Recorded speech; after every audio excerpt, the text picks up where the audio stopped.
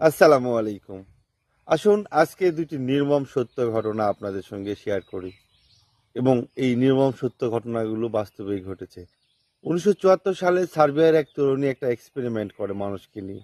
আসলে মানুষের মেন্টালিটি পরীক্ষা করার জন্য। যাই হোক, সেই এক্সপেরিমেন্টের নাম ছিল রিদম অফ জিরো। বেশ কিছু মানুষকে একটি আবদ্ধ ঘরে ডেকে সেখানে সেই সার্বিয়ান তরুণী স্ট্যাচু হয়েছিলেন। তার সামনে রাখা ছিল মেয়েদের শয্যা সামগ্রী থেকে শুরু করে জীবন নেওয়ার মতো অস্ত্র পর্যন্ত ছিল সেখানে। এক্সপেরিমেন্ট মোতাবেক প্রত্যেক মানুষকে রাত ৮টা থেকে ২টা পর্যন্ত ৬ ঘন্টা একটি বদ্ধ করে বন্দি থাকতে হবে এবং তাদের সামনে দাঁড়িয়ে থাকবে সুন্দরী সেই সার্বিয়ান রমণী মারিয়া আব্রামোভিচ। সুসজ্জায় সজ্জিত মেয়েটি স্ট্যাচুর মতো দাঁড়িয়েছিল। প্রথম ২ ঘন্টার মতো মানুষ তাকে ফুল দিয়ে অভ্যর্থনা জানায়। কেউ বা ভালোবাসে, কেউ বা তার মাথার চুল আঁচড়িয়ে দেয়। সময় যত ঘনিয়ে আসছিল বা সময় যত অতিক্রান্ত হচ্ছিল, মানুষ তত ক্ষিপ্ত হয়ে ওঠে, হিংস্র হয়ে ওঠে। মানুষের আসল যে মানবিক রূপ আছে, গুণ আছে, তা হারিয়ে ফেলে। একটা পর্যায়ে মানুষ তাকে থুতু দেয়, তার জামা কাপড় ছিঁড়ে নগ্ন করে, তাকে চড় থাপ্পড় মারে, তাকে বিভিন্ন রকম যৌন হ্যারাসমেন্টের শিকার করে। লাস্টের দিকে কেউ কেউ তো তাকে প্রাণনাশের জন্য পিস্তল পর্যন্ত তার গলাতে বা তার মাথায় টার্গেট করে। যখন এক্সপেরিমেন্টের সময় শেষ হলো, তখন নগ্ন ঘৃণিত সেই সার্বিয়ান রমণী সবার দিকে তাকিয়েছিলেন, কিন্তু কেউ তার দিকে তাকাতে পারেনি। এক্সপেরিমেন্ট শেষে যখন সেই সার্বিয়ান তরুণী রোম থেকে বের হয়, তখন কেউ তার চোখের দিকে চোখ রেখে কথা বলতে পারেনি। সবাই নিজের কর্মের জন্য নিজেকে ঘৃণিত প্রকাশ করছিল।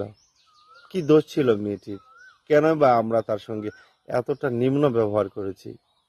এই গেল একটি ঘটনা। আরেকটি ঘটনা হচ্ছে ১৯৭৯ সালের দিকে ঘটেছিল। মানুষকে নিয়ে এক্সপেরিমেন্ট করা হয়েছিল। ১৪ জন মানুষকে একটি এক্সপেরিমেন্টের জন্য নেওয়া হয়েছিল।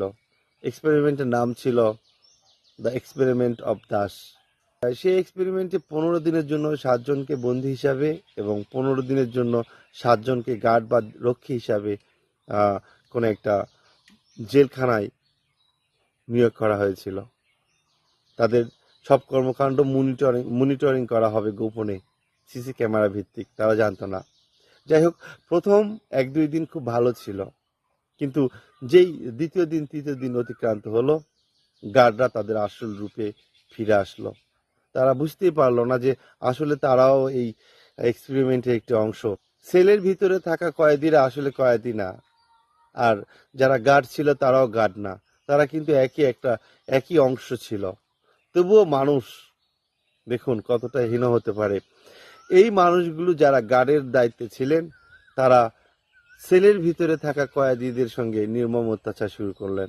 কখনো টিয়ার সেল, কখনো লাইট বন্ধ, কখনো ঘুমাতে দিত না, কখনো যৌন যৌন হয়রানি, শারীরিক নির্যাতন, কখনো খেতে দিত না, কখনো উলঙ্গ করে নাচিয়ে নিত। আর সবকিছু এক্সপেরিমেন্টে জানা গেল যে আসলে মানুষের মেন্টালিটি অদ্ভুত। মানুষ কখন কি করবে কেউই সেটা বলতে পারবে না।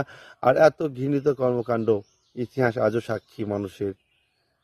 গল্প দুটো কেমন লাগলো অবশ্যই জানাবেন। পাশে থাকবেন। ধন্যবাদ।